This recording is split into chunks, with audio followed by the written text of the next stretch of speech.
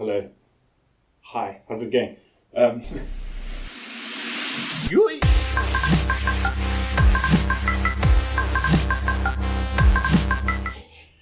Okay, so I know I haven't shared a video in a flippin' long time. It's probably been like 2 months. I'm not sure. I'll have to check my last video. Go check my last video and you can check for me. So I haven't shared a video in a while, and I thought, why not just share another video? Okay, so I'm going to start off with a question. Would you admit you were wrong if a donkey told you were wrong? Okay, so this is where my mind starts going a bit like, okay, if I was riding a donkey and it started talking, I would get off the thing, firstly, run away from the donkey, pick up a rock, throw a rock at the donkey, because it shouldn't be talking at all. So anyway, a talking donkey, we can all agree that's weird. But sometimes the need to be corrected is radical, and sometimes it needs divine intervention, like a talking donkey. Oh my word, I don't know what I'd do if a donkey started speaking to me. I'd honestly freak out. I'd probably faint. Anyway, so let's get to the story.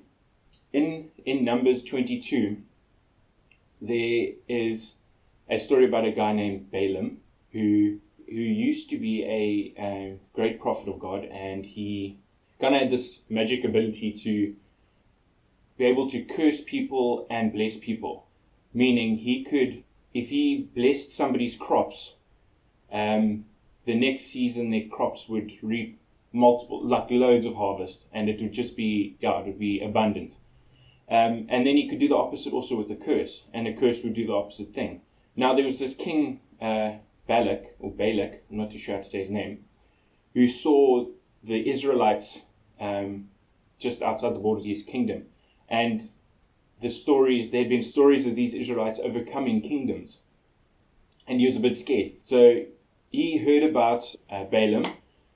So this king, Balak, whatever his name is, got his minions to go to Balaam. Balaam, there's too many names, jeez, like it.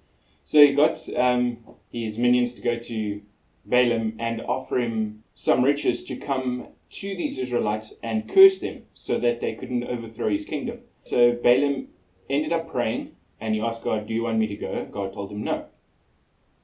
So the second time that they came back, the minions came back with more riches, and he again turned them down and said, God doesn't want me to come.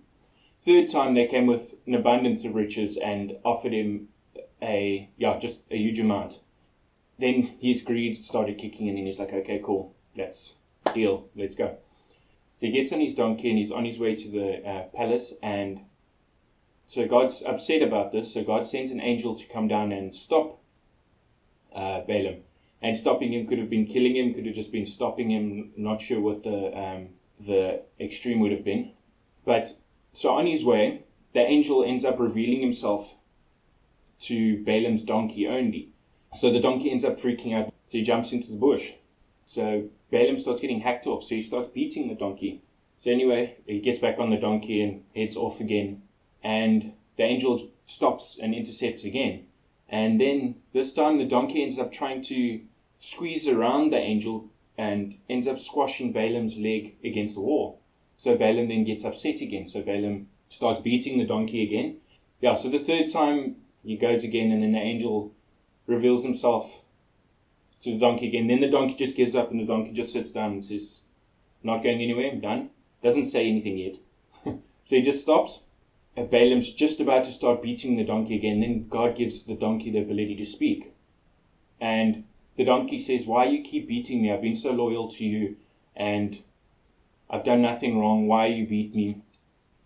And at this point, like I said, this is the point where I would have started running away and potentially thrown rocks at this thing. But Balaam answers the thing. And, that's ridiculous.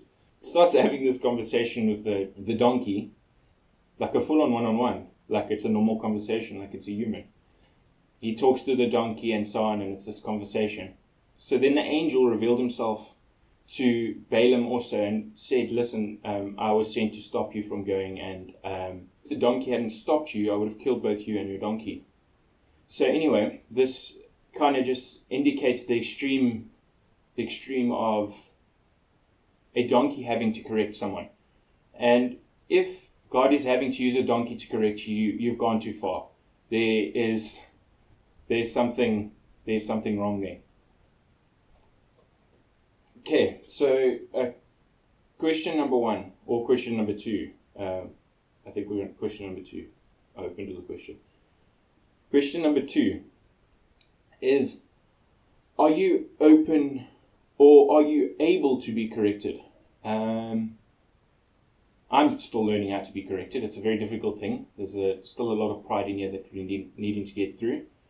But there's this friend of mine who often pointed out things in my life that weren't Christ-like and would rebuke me. And my natural response would be self-righteous and just forcing their opinion on me. And all these thoughts going through my head, instead of being like, okay, listen, what is she saying? Is she saying something truthful? Am I actually wrong in this situation? In that area of my life. So having to maintain this I can't be corrected mentality or mindset is very, very prideful and self-righteous. If you aren't open to correction, there's a lot of pride. It needs to be cut out one time. There's an elder in Josh Gen, Mike Davies, who often says, I've only made one mistake in my life, and that was when I thought I was wrong. And it's good. It's good. It's a dad joke I'm going to keep in my repertoire. Can't wait to use it. So let me just read from Job 5 verse 17 quickly. It says, "Blessed is the man whom God corrects. So do not despise the discipline of the Almighty." So it's a blessing to be corrected. Don't be afraid. Don't be afraid of being disciplined or corrected. Question number 3. Can you even see your own faults? So I know I couldn't see my faults. There was an area of my life I was in this relationship. It wasn't a very godly relationship. And I was in this relationship bubble, thinking I knew everything about relationships and everything about godly relationship and blah, very self-righteous. It took an outside perspective to point out things that weren't godly. And like I said, within my relationship bubble, I couldn't even see those things. And that's often the case, is that it takes somebody outside of the situation or outside of the self-righteous mentality to notice these problems, because we just don't think we make mistakes. And you need to try and understand that other people can see things you can't see, and they are outside of this your I can't do anything wrong bubble. Don't gun people down if they're trying to point things out in your life. They've got an external perspective. That leads me to another Bible verse. Matthew 18 verse 15 says, "If your brother or sister sins, go and point out their faults just between the two of you. And if they listen to you, you have won them over." From the other side, from the external point of view, it's actually our duty to correct believers or correct Christians, correct each other, hold each other accountable. If somebody's doing wrong that we could see unbiblical or unChrist-likeness in them, we need to point it out. Say, listen, this isn't right, this isn't Christ-like, you need to try and sort this out. Fourth question is, why do we even need correction? And if you're asking this question, you definitely need correction, because that's self-evident. So the purpose of correcting and the purpose of rebuking is, like I was saying earlier, it leads to Christ-likeness. And in order for us to be more Christ-like, we need to have these things that aren't Christ chopped off. And just like the potter and clay metaphor, where the potter shapes the clay in order to make it what it needs to be, a work of art. It needs to take pushing and pulling and tugging and squeezing. And that's exactly what it takes. That's exactly what rebuking and correcting does. It's there to shape us and to make us more Christ-like. So it also becomes a relational thing where it could potentially stop great relationships from happening. Whether it's a married couple, whether it's friendship, whether it's girlfriend, a boyfriend, anything, any interaction.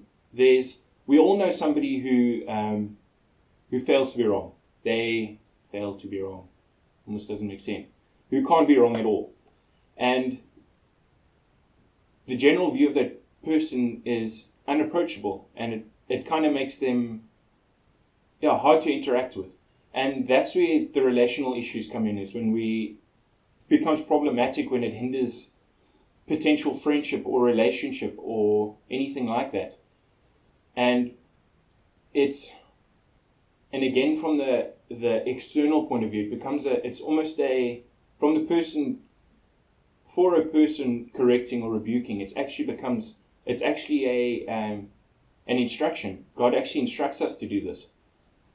Let me just read it. There's a verse in Matthew 5:23 and 24. It says, "Therefore, if you're offering a gift at the altar, and there remember that your brother or sister has something against you, leave your gift there at the front of the altar. First go and be reconciled to them, then come back and offer your gift."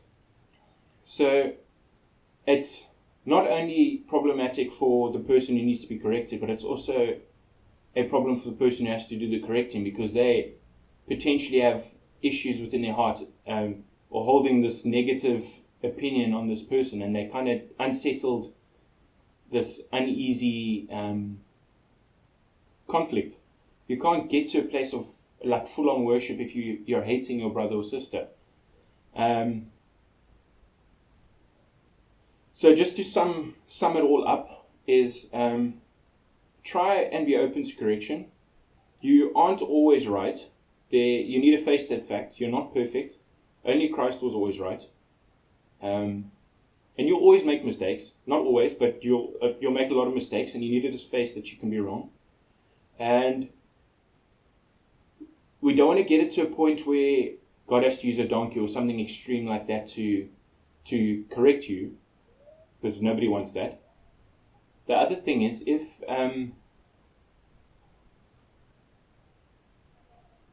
you see stuff in people's lives that aren't Christ-like,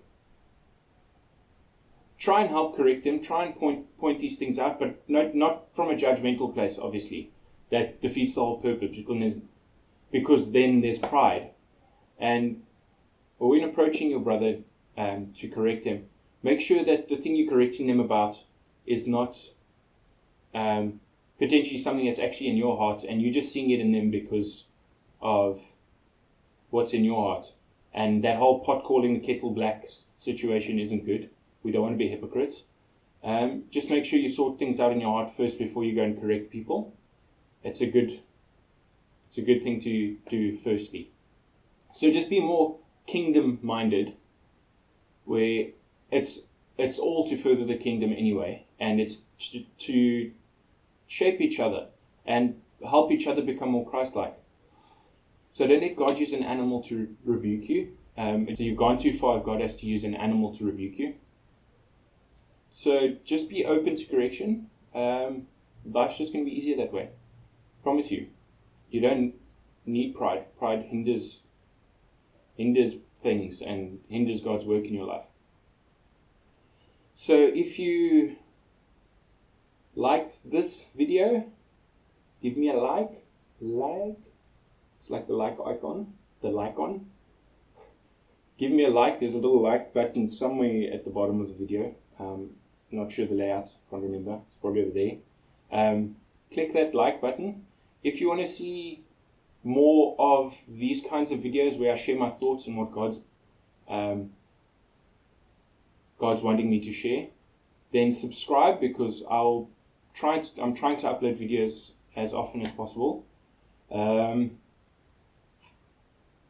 The other thing is, if you, when watching this video, thought of someone and wanting to share it with them, before you share it with them, make sure you sort your own heart out, then share it with them, and share it wherever you want. Just if you feel it's going to be a blessing to somebody, share it. I will be super grateful. Yeah, I'll be super grateful. Cheers, guys. Love you a lot. Peace out.